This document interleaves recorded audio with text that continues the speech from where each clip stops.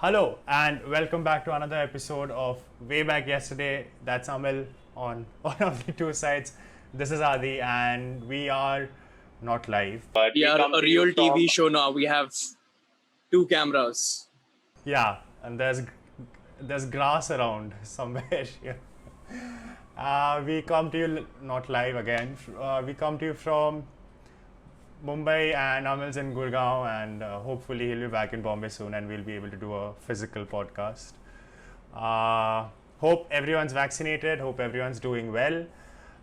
Today we wanted to talk to you guys a little bit about TV shows and a little bit about the streaming platforms that we have.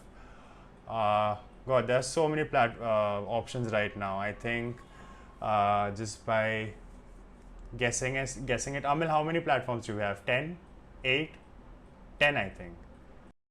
Probably about at least 8. yeah. There's so many Half platforms that I think anyone who makes any sort of content, like new production companies start popping up and they're like, instead of sending the content to a different streaming service, we'll just set up our own thing and they just keep making new stuff. I have no idea where these come up from. So many of them. Do you remember? I don't know if you were ever into TVF shows, but but TVF was one of the first, one of these indie production houses that had their own service. It was called TVF Play, and Oh yeah, I do remember that. yeah, and because they didn't want to post everything on YouTube, and they wanted some sort of distinction, and that's why they had this whole TVF Play thing going on. I Was don't it know if it's paid? still a thing.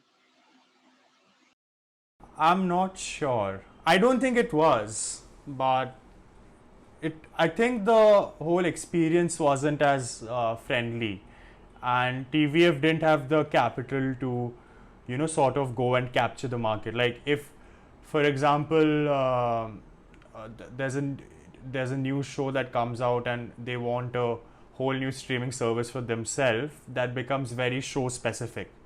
It doesn't have the capacity to retain viewers like other platforms. So anyway, TVF productions, we- after a while, for me, always seemed like they're always trying really hard to be indie.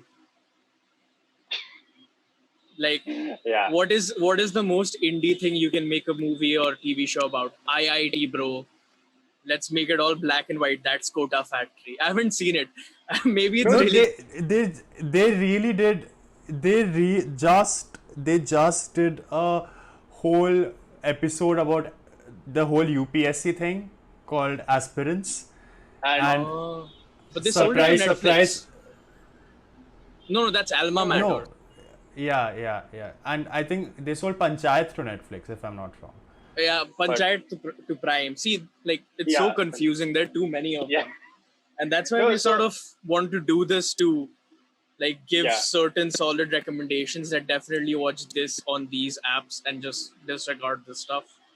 All of these apps add up to a significant amount of money at the end of the day. Like subscribing to all of these apps, like if we'll put the figure in post somewhere here or here, but it's quite expensive at the end of the day. So what we thought was we would just break it down and we would take you through it, and let's see where this goes. Why don't we start with Amel? What's your favorite streaming app right now? The streaming app right now that has the best content but has the worst experience of consuming that content is Disney Plus and Hotstar, because the app crashes so much and the Yeah. audios and videos always not good enough, and they have problems with encoding and aspect ratio. It's a nightmare, but they get all of the shows from HBO. Yeah, because it's Disney. They have the wallet. Disney just owns everything at this point. Like, what doesn't Disney own is probably a shorter list than what it does own. So there's no stopping it, but they can't seem to figure out how to make an app properly with all that money. Maybe they should stop buying Right. shit for a change and just figure out what they have.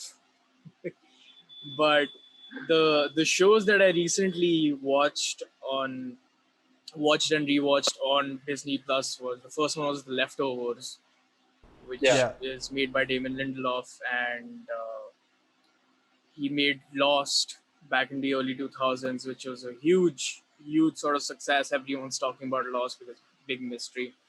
Uh, and this show, it starts off when this event happens where a certain percentage of the entire world's population just disappears with no explanation. And then the show Right. follows the rest of the people around them, some trying to figure out what happened, some trying to move on, some trying to say that this is the apocalypse. It's very interesting and very well made, and it generally just deals about loss and how people cope up with the fact that there's no closure in some things. It's really good and should definitely check it out. It's only 3 seasons. You'll finish it in like a week and a half because everyone's at home right now. No one's doing Yeah. anything important. And the other show that I rewatched on Disney Plus and Hotstar is Barry. Yeah. I've heard you speak a lot about Barry when we were back at university. Yeah, because I'm waiting for season 3. I don't know when it'll come out. It's a show about a hitman who tries to become an actor. It's amazing. You should watch it. That's it. Just watch it. Yeah. It's For two me, seasons. Yeah, for me, I haven't seen either of those shows, and I think Amil will attest to the fact that I'm the worst person to watch a TV show with, because I have this very nice habit of just skipping and watching shows. I have the attention span of a carrot, so I absolutely cannot and do not possess the necessary mental capacity to sit and watch through the entire plot line. So. But something that I watched recently was, of course, WandaVision. I think I really like the way and the direction that they're trying to go with the whole Marvel universe thing right now. I'm not a very big superhero person. I would rather prefer DC over Marvel any day, but just the way they are approaching this whole Marvel thing is something that appeals to me. I think after that, probably the next thing I would suggest from this whole Disney Hotstar thing would be The Simpsons. The you can Simpsons hate is me on for Disney saying Plus. Yeah, it is. It is. It's a very family friendly show, I must say. Simpsons is a very Is it? family-friendly show. It's not. It's not. It's It's not. absolute. It's cartoons, That's- but it's not like kid No, cartoons. it's not. But I really love watching Simpsons. And after that, I think Disney Plus the next.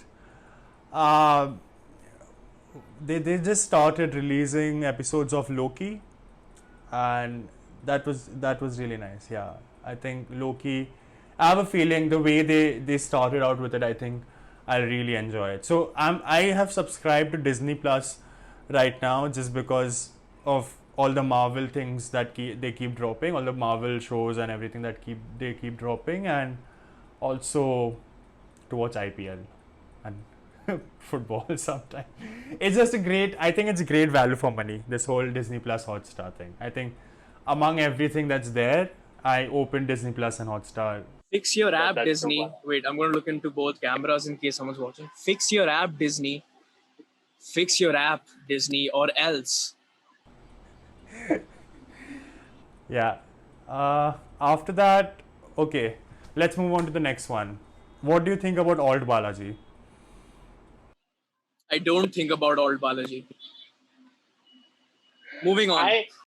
I just wanted to I just want to put this out. I don't understand how Alt Balaji is allowed to advertise on YouTube. Like, there are kids watching YouTube, and the kind of advertisements Alt Balaji puts out. It's actually a smart way to get adults to buy a YouTube premium, and so they can go adless. It's just giant like Yeah, conspiracy. reverse. Just to get adults to buy or YouTube Premium, so the ads stop playing. I bought it. I hated ads. They just kept going. Yeah. Yeah, and they with this whole lockdown thing, they just took us for granted. They're like, नहीं ये तो YouTube देखेगा ही, तो इसका let's just keep making ads longer and longer.